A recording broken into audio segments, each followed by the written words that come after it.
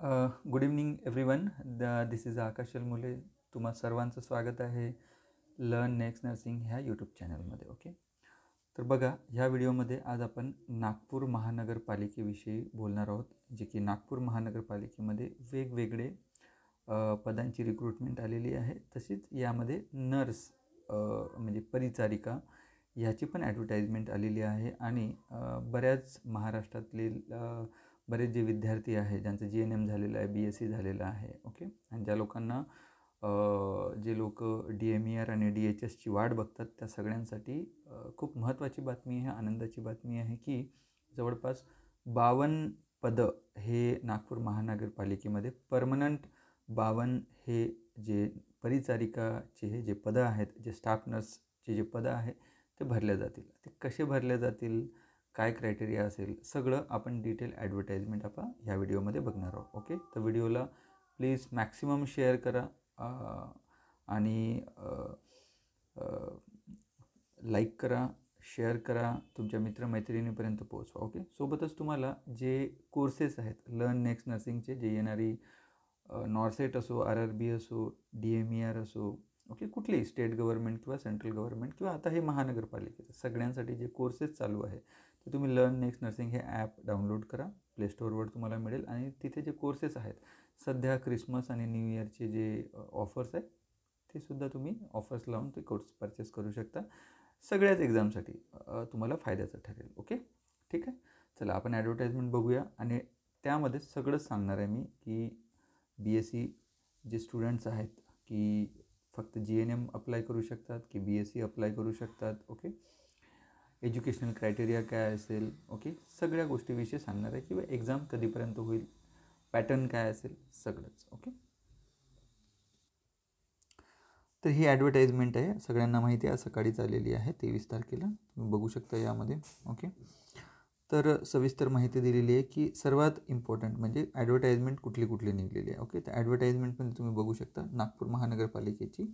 Okay, आपल्याला अनुक्रमांक 3 त्याचे नर्स परिचारिका हे इथे GNM स्पेसिफिकली आणि GNM लिहिलेलं आहे की मिनिमम याच्यामध्ये GNM पाहिजे. ओके, मिनिमम तुम्हाला याच्यामध्ये GNM सांगितलेलं आहे. ओके, मिनिमम, कारण याचे जे नागपूर महानगरपालिकेचे यानंतर आपण सेवा प्रवेश नियमावलीसुद्धा बघणार आहोत. ओके, प्रवेश नियमावली, ओके, हे सुद्धा आपण बघणार आहोत. कमीत कमी हे एज्युकेशन पाहिजे. ओके, याचा मतलब असा होतो. आणि याच्यामध्ये जसं स्टेट गव्हर्नमेंट म्हणजे DMERमध्ये असो किंवा DHSमध्ये असो, ओके, ज्यामध्ये जे स्टाफ नर्सेस असतात, ओके, स्टाफ नर्स, ओके, ह्या पदासाठी एवढी सॅलरी भरते. ओके, S13 35,400 ते 1,12,400, टोटल 52 पदं आहे. ओके, 7व्या वेतनानुसार हे तुम्हाला बघू शकता. ओके, ठीक आहे. आता 52 पदं आहेत, 52 कसे भरते जातील ते पण बघू आपण. आता तुम्हाला अर्ज भरण्याची तारीख दिलेली आहे. अर्ज भरण्याची तारीख काय आहे, ऑनलाईन हे तुम्ही 26 तारखेपासून म्हणजे उद्यानी परवापासून 26 डिसेंबर ते 15 जानेवारीपर्यंत तुम्ही फॉर्म भरू शकता. ओके, आणि अर्ज पूर्ण भरण्याची शेवटची तारीख ही आहे. ओके, ऑनलाईन शुल्क म्हणजे अर्ज भरल्यानंतर म्हणजे ॲप्लिकेशन फॉर्म भरल्यानंतर तुम्हाला इथे फीज पे करावी लागेल. फीज किती भरायची ते सुद्धा पुढे सांगणार आहे मी तुम्हाला. ओके, त्यानंतर तुम्ही कुठे फॉर्म भरू शकता हे जे महानगरपालिकेचं जे अधिकृत संकेतस्थळ आहे, ओके, दॅट इज NMC-nagpur.gov.in याच्यावर जायचं आणि याच्यामध्ये ऑनलाईन फॉर्म तुम्हाला भरायचा आहे. ओके, हे झालं.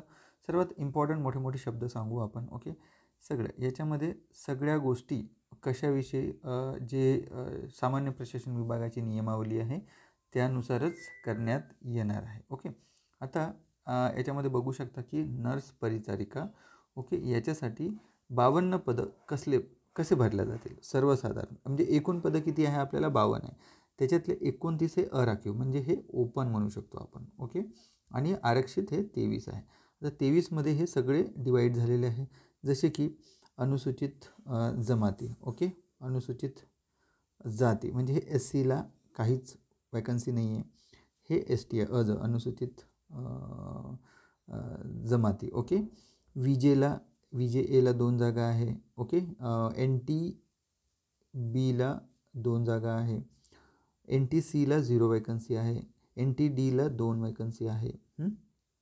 विशेष मागास ओके म्हणजे SBCला तुम्हाला 2 जागा ओके ठीक आहे. आणि इतर मागासवर्गीयाला म्हणजे OBCला 0 वॅकन्सी आहे. आणि ESBC म्हणजे याच्यामध्ये हे जे आहे आरक्षण आहे ESBC ओके.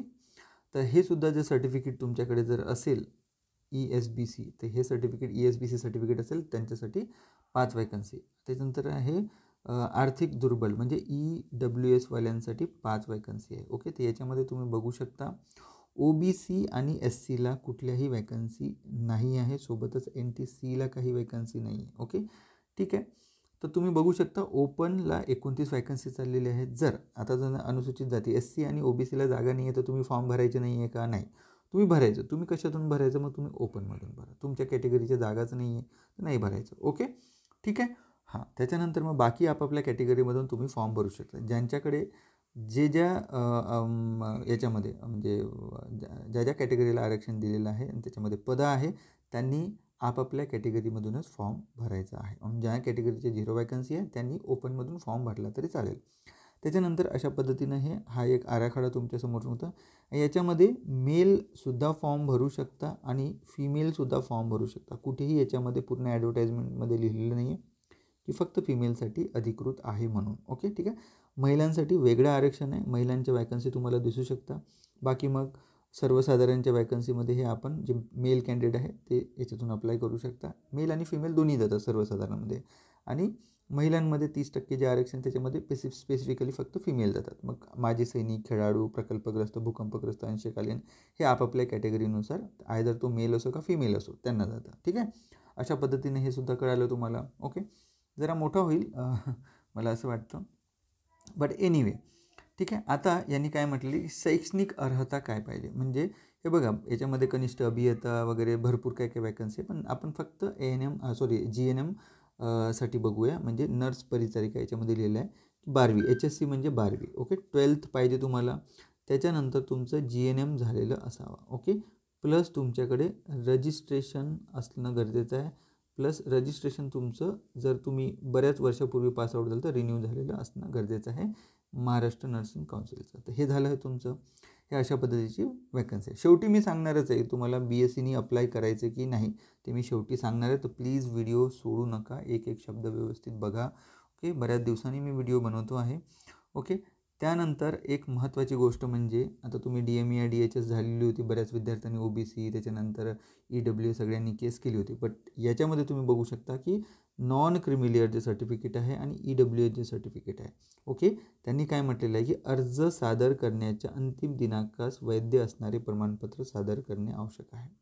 म्हणजे असं समजून चला की हे जर 15 जानेवारी 15/1/2025 तुमची शेवटची तारीख आहे ते यापूर्वी काढलेलं सर्टिफिकेट हवं. जर NCL असेल नॉन क्रिमिलियर स्टेट गव्हर्नमेंटचं किंवा EWS असेल ओके. तर हे दोन्हीही तुमचे 15 जानेवारी 2025च्या पूर्वी काढलेलं असणं गरजेचं आहे. जर तुम्ही काढलं नसेल, जर व्हिडिओ तुम्ही आज बघत असाल तर तुरंत उद्याला जाऊन तुम्ही तुमच्या तालुका किंवा जिल्हा जिथे पण होईल तिथे तुमचं सर्टिफिकेट काढा okay. That is very important okay. त्यानंतर मेन मुद्दा काय आहे की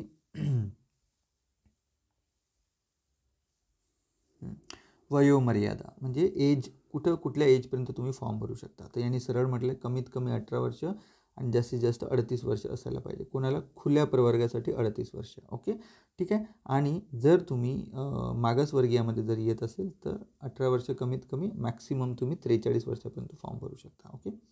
खुल्या वर्गासाठी 38 वर्ष आणि मागासवर्गीय म्हणजे याच्यामध्ये तुम्ही SC OBC SBC ST NT वगैरे सब जे आहे ते 43 वर्षापर्यंत. जर तुम्ही OBC असूनही तुम्ही जर ओपनमध्ये फॉर्म भरत असाल तर 38 वर्षापर्यंतच घेणार. लक्षात ठेवा. That is very important okay. हे एक झालेलं आहे ओके. त्यानंतर हे सगळे सर्टिफिकेट हे तुम्हाला त्याच्यानंतर देणं गरजेचं आहे. जरी संगणक हाताळणे MSCIT झालेलं असायला पाहिजे. 10वी 12वी तुमचं. निवड प्रक्रिया हे सर्वसाधारण सामान्य प्रशासन विभागाची जी नियमावली आली होती ओके याच्यानुसारच होईल.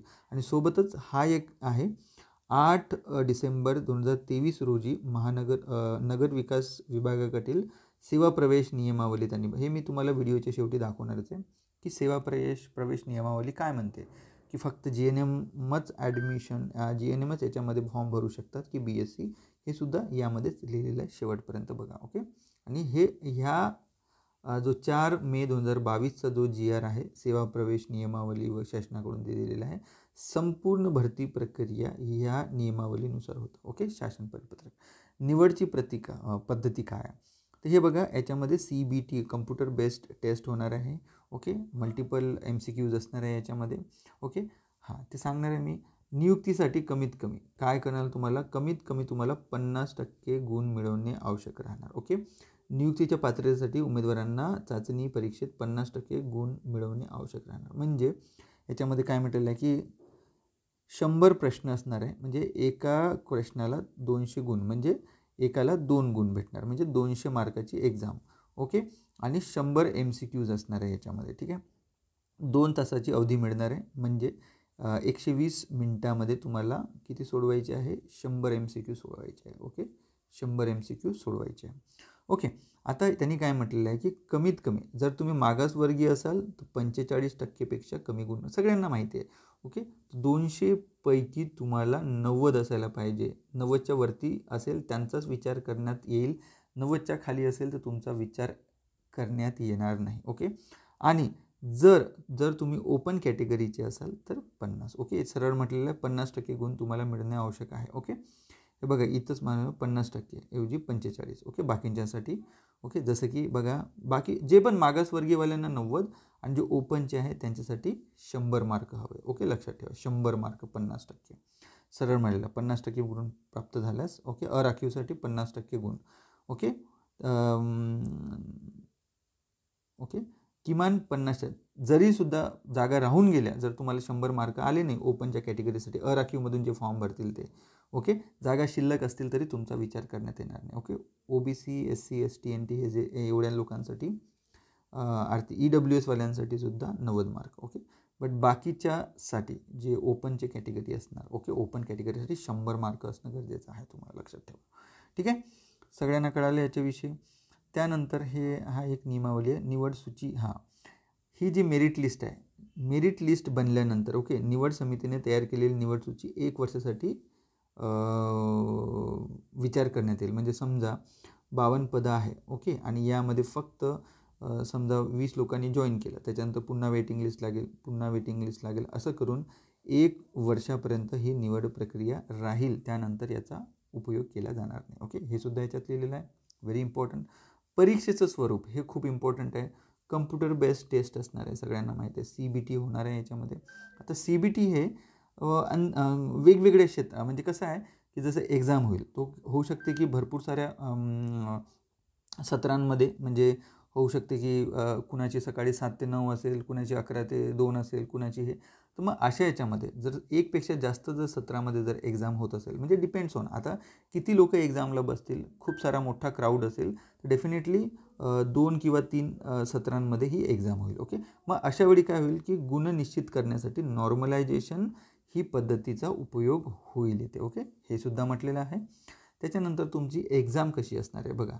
एक्झामसाठी नर्स परिचारिका GNM याच्यात लिहिलेलं आहे.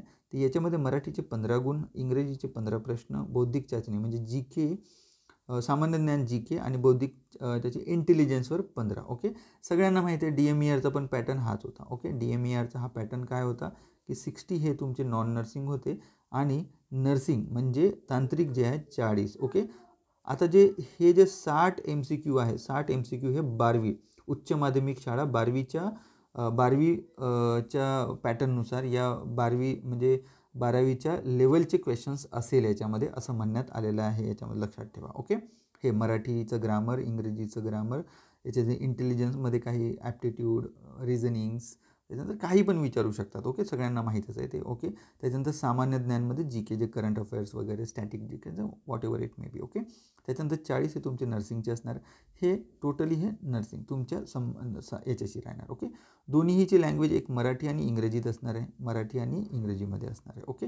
जे पण तुम्हाला पाहिजे ती लँग्वेज सिलेक्ट करायची आणि तुम्ही पेपर सॉल्व करायचा. ओके. टोटल 60 म्हणजे 120 मार्क आणि इकडे 40 म्हणजे हे 80 मार्क. तर 200 पैकी ओपन जर कॅन्डिडेट असेल तर तुम्हाला 100 मार्क घ्यावं लागेल सिलेक्शनसाठी. 100च्या वरच्या लोकांचा याच्यामध्ये विचार करण्यात येईल. ओके, जर मागासवर्गीय असेल ओके तर त्यांच्यासाठी 90च्या पुढे मार्क घेणं गरजेचं आहे. 90च्या खाली 1 मार्कसुद्धा कमी असेल तुमचा विचार करण्यात येणार नाही. ओके, आणि ओपनचा 100पेक्षा 1 मार्कसुद्धा कमी असेल तुमचा विचार करण्यात येणार नाही. That is very important. Okay, ठीक आहे. CBT होणार आहे याच्यामध्ये, MCQ बेस्ड एक्झाम होणार आहे. ओके, त्याच्यानंतर तुम्हाला कुठले कुठले प्रमाणपत्र लागणार आहेत फॉर्म भरण्यासाठी बघा. व्हेरी इम्पॉर्टंट, अधिवास प्रमाणपत्र तुम्हाला भरावं लागेल. ओके, त्याच्यानंतर तुमचा अर्जातील नावाचा पुरावा म्हणजे SSCचं शैक्षणिक अर्हता, वयाचं बर्थ सर्टिफिकेट किंवा याच्यामध्ये फॉर्म भरतानाचा एक व्हिडिओ मी वेगळा बनवलेला. शैक्षणिक अर्हता ओके, सामाजिकदृष्ट्या EWS वगैरे या वॉटर तुमचा जो पण हे आहे तो ओके, हे सगळे बघू शकता तुम्ही.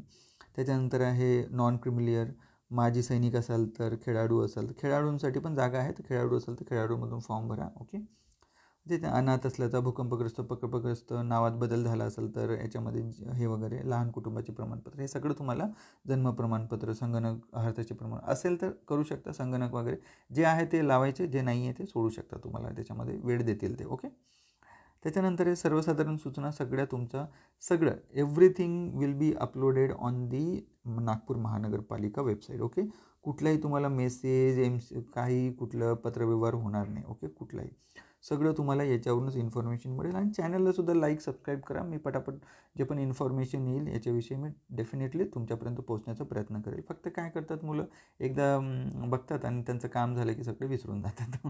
बट असं काही नाही आहे. जोपर्यंत तुमचं समाधान होत नाही तोपर्यंत चॅनलला सोडू नका, व्यवस्थित बघत राहा जे पण व्हिडिओ बनवतो तो. ओके, त्यानंतर तुम्ही बघू शकता तुमचं फीज किती लागणार आहे. हां, परीक्षा केंद्र कसं भरायचं. परीक्षा केंद्र म्हणजे हे तुम्ही फॉर्म भरताना म्हणजे परीक्षेसाठी केंद्राच्या उपलब्धतेनुसार उमेदवारास परीक्षा केंद्र व परीक्षा दिनांक व तसेच परीक्षा सत्र प्रवेश पत्राद्वारे नमूद करण्यात येईल. ओके, आता याच्यासाठी काय म्हटलेलं आहे, केंद्राची परीक्षा केंद्र निवडीची प्रक्रिया उमेदवाराने अर्जामध्ये दिलेले पर्याय व उपलब्ध परीक्षा केंद्र या आधारे करण्यात येईल.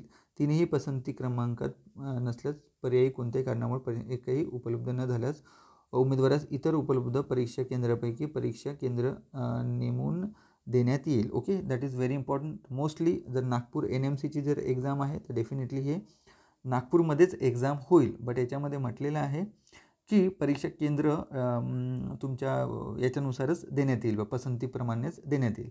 तर फॉर्म भरताना मे बी काही ऑप्शन असू शकतात. ओके, बट सध्या तरी आपण ही एक्झाम नागपूरलाच होईल असं करू शकतो, आपण गृहीत धरू शकतो. कारण जिथलं एक्झाम तिथलंच ते सेंटर देतात. ओके, ठीक आहे. त्याच्यानंतर तुम्हाला किती फीज वगैरे भरावी लागेल बघा. जर तुम्ही ओपनमधून फॉर्म भरत असाल म्हणजे अराखीवमधून 1000 रुपये भरावं लागेल. आणि बाकी जर हे असेल तुम्ही तर 900 रुपयामध्ये फॉर्म भरावं. हे नॉन रिफंडेबल आहे, तुम्हाला 1 रुपया म्हणजे परत मिळणार नाही. ओके, त्याच्यानंतर माजी सैनिक असाल तर तुम्हाला कुठलेही पैसे लागणार नाही. ओके, याच्यात म्हटलेलं आहे की ओके, ते फॉर्म भरल्यानंतर फॉर्मची प्रिंट करा आणि फॉर्म भरलेले म्हणजे ऑनलाईन पद्धतीनेच आपल्याला पैसे पे करायचे आहे तिथे. ओके, सक्सेसफुली सबमिट झाल्यानंतर तुम्ही पेमेंट झाल्यानंतर तुमचं जे प्रिंट ॲप्लिकेशन फॉर्म असेल तो पण काढून ठेवायचं. तुमचं हॉल कार्ड असेल ज्यावेळी तुम्ही एक्झाम द्याल ते सुद्धा काढून ठेवायचं. दॅट इज व्हेरी इम्पॉर्टंट, बरेच लोक करत नाही. ओके, याच्यामध्ये दिलेलं आहे सादर प्रक्रिया कशी करायची, काय करायची, याच्यामध्ये सगळं इन्फॉर्मेशन दिलेलं आहे. ओळखपत्र म्हणून तुम्ही ह्याच्यामध्ये दिलेलं आहे की ड्रायव्हिंग लायसन्स वगैरे किंवा निवडणूक आयोगाचे ओळखपत्र, पासपोर्ट, बँक हे सगळं चालेल. ओके, तर याच्यामध्ये सेवा प्रवेश, परीक्षेचे प्रवेश वगैरे सगळं दिलेलं आहे, ते आपण नंतर बघू. ओके, सध्या हेल्प डेस्क आहे. तुम्हाला काही इन्फॉर्मेशन जर हे विचारायचं असेल BSc GNMचं तुम्ही याच्यावर विचारू शकता की बाबा याच्यामध्ये आम्ही काय करू. बट डेफिनेटली मी सांगेन की ते तुम्हाला फक्त जसं दिलेलं आहे याच्यामध्ये की GNMच की बाबा GNMच फॉर्म भरा अशा पद्धतीचे तुम्हाला उत्तर देऊ शकतात. हेल्पलाईन नंबर दिलेला आहे. आणि हे तर सध्या मी तुम्हाला हा व्हिडिओ जरा मोठाच होतो पण तरी पण तुम्हाला सेवा प्रवेश नियमावली दाखवतो. आता सेवा प्रवेश नियमावली बघा, 2023ला शासनाने याला हे मान्यता दिली.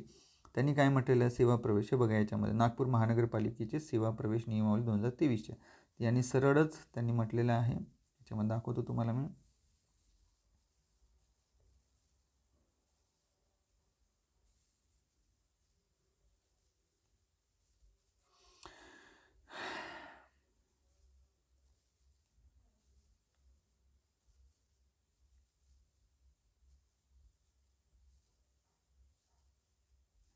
हे वैद्यकीय याचं आलेलं आहे. ओके, त्याच्यामध्ये तुम्ही बघू शकता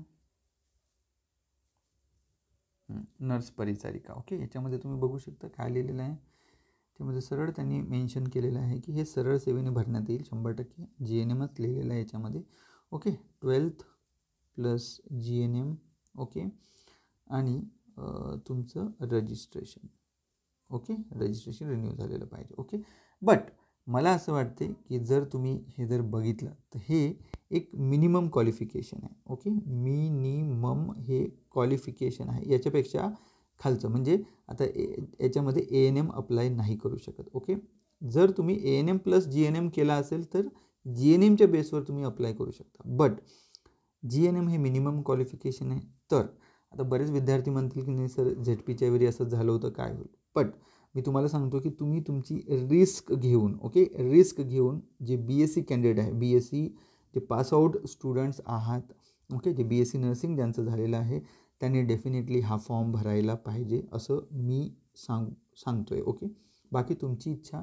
ओके, रिस्क आहे, 1000 रुपीज तुमचे जातील. ओके, बट नाव जर आलं की त्यानंतर, कारण हे सेवा प्रवेशामध्ये त्यांनी स्पेसिफिकली नर्स परिचारिका GNM लिहिलेलं आहे. बट याच्यामध्ये जर तुम्ही S13 तुम्ही बघू शकता 35,400 हा जो ग्रेड पे आहे, हा जो तुमचं 7th पेनुसार जो आहे स्टार्टिंग पे, हा स्टाफ नर्सचा असतो. आणि स्टाफ नर्स ह्या पदासाठी सगळ्यांना माहिती आहे तुमचं GNM असो किंवा BSc नर्सिंग कॅन्डिडेट असो, हे दोन्हीही एलिजिबल असतात. ओके, आता तुम्हाला सांगू इच्छितो की लास्ट टाईम एक्झाम यांची झाली होती. कुणाची?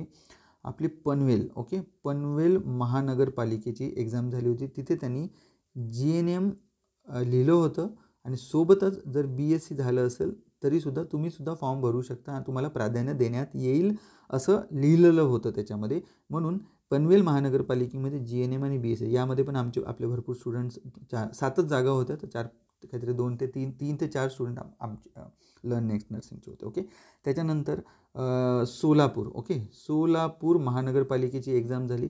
तर सोलापूर महानगरपालिकेची जी हे होती याच्यामध्ये ANM पण लिहिलं होतं आणि GNM दोन्ही लिहिलं होतं. ओके, याच्यामध्ये कुठेही BScचा तर इथे फक्त त्यांनी ANM ज्यांचं पासआउट झालेलं होतं किंवा ज्यांचं GNM झालेलं ह्याच लोकांना घेतलं. BScला त्यांनी डावललं होतं यामध्ये. ओके, तर हे दोन तुम्हाला मी का सांगत आहे की दिस इज युअर रिस्क. ओके, तर यामध्ये कुठेही मेन्शन दिलेलं नाही. बट यांच्या सेवा प्रवेश नियमावली मिनिमम क्वालिफिकेशन तुमचं 12वी. ओके, 12वी पण हे सायन्स आहे का आर्ट्स आहे काही लिहिलेलं नाही. तो anybody can fill the form. ज्यांचं आर्ट्स होतं आणि त्यांनी GNM केलं त्यांनी पण फॉर्म भरू शकता. ओके, आणि BSc झालं असेल तर ज्यांचं सायन्स असतं तेच BSc नर्सिंग करतात. Okay, so that is very important. Okay, तर मी सांगू इच्छितो की याच्यामध्ये GNM असाल तरी फॉर्म भरा, BSc असाल तरी फॉर्म भरा. ओके, याच्यात हे BScचे जे आहे मी तुम्हाला फक्त ही किंतु परंतु सांगितलेलं आहे. उद्या जाऊन तुम्ही, कारण बरेच विद्यार्थी म्हणतात की सर तुम्ही रॉंग इन्फॉर्मेशन देता. ओके, सो दॅट्स वाय मी सांगू इच्छितो की हे मिनिमम क्वालिफिकेशन असल्यामुळं इथे GNMनी सुद्धा अप्लाय करायला पाहिजे आणि BScनी सुद्धा अप्लाय करायला पाहिजे, कारण दिस इज हायर क्वालिफिकेशन. ओके, कळलं का? ओके, त्यामुळं अप्लाय करू शकता. Okay, but with your risk. Okay, ठीक आहे.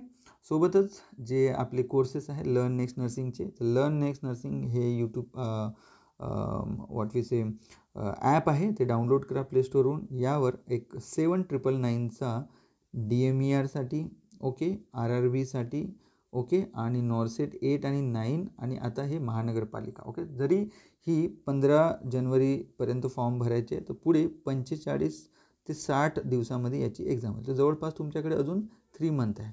जरी तुम्ही हा जरी कोर्स घेतला तुम्ही तर याच्यावर आता जवळपास 30% डिस्काउंट चालू आहे. तर जवळपास हा 6000च्या आसपास तुम्हाला कोर्स पडेल. ओके, तर हा जर कोर्स घेतला तुम्ही तर डेफिनेटली तुम्हाला याच्यासाठी पण फायदा होईल आणि बाकीचे जे येणारे DMER, RRB आणि त्यांच्यासाठी सुद्धा फायदा होईल. ओके, होप सो व्हिडिओ जर आवडला असेल तर प्लीज शेअर करा, लाईक करा मॅक्सिमम. ओके, आणि लवकरच पुन्हा याच्याविषयी काही इम्पॉर्टंट अपडेट्स घेऊन येईन मी. ओके, थँक्यू, जय हिंद.